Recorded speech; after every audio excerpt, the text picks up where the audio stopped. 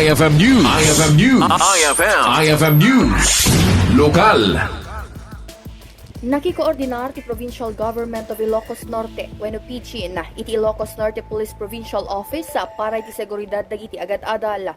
Daytoy ket kalpasan nga agsasarunok dagiti violence sa mapaspasama kadagiti agduduma pagadalan ditoy pagilyan nga nagtinaga iti pannakatay dagiti sumagmamano nga estudyante.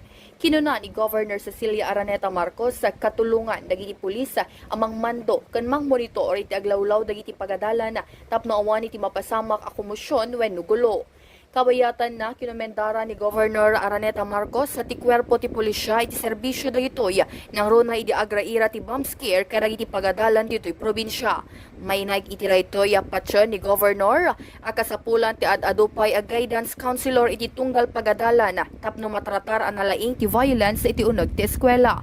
Kinunana saan nga agpada ti trabaho ti mangisursurog ken guidance counselor isut rason akasapulan ti kanayunan a pwersa dagitoy tapno masolbara ti duduma a kaso ng runa iti bullying. Aside from that, I think it's a good move that ang ginawa ng DepEd schools natin is they have tapped more of the parent-teacher associations nila. Kasi syempre, ano din yung involved ang mga parents, diba? Kasi half of the life of the children are in school. So talagang dapat concerted effort din po yun. So kaya yun ang ano namin. So we'll see. Sana ano naman nila about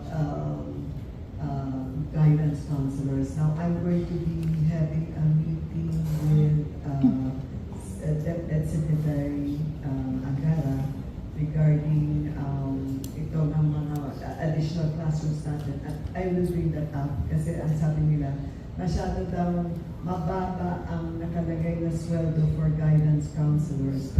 Pero ang dami naman daw mga requirements for them. So, sana if we can find a good balance para naman magkaroon talaga ng mga guidance counselors ang mga schools. Iti sa Balyabangir idawdawat ti gobernadora nga awana iti mapasamag a violence kadagiti pagadalan babaan iti panagtitinulong dagiti mangisursuro nagadnaka ken dumapay a maseknan.